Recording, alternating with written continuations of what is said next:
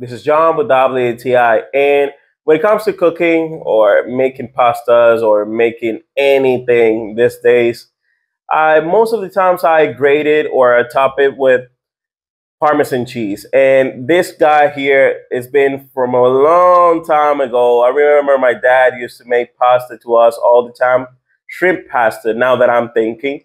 And he used to top this with some grated Parmesan cheese. And this actual one, this Kraft Parmesan grated cheese is a great option. So one of the things that I like the most from this Parmesan cheese is not too high on salt, which is not going to be so high on the calories. So whenever you're making your pastas or you're eating something that is maybe cream chicken like that I did the other days with some coconut milk, and I just topped it a little bit with Parmesan cheese.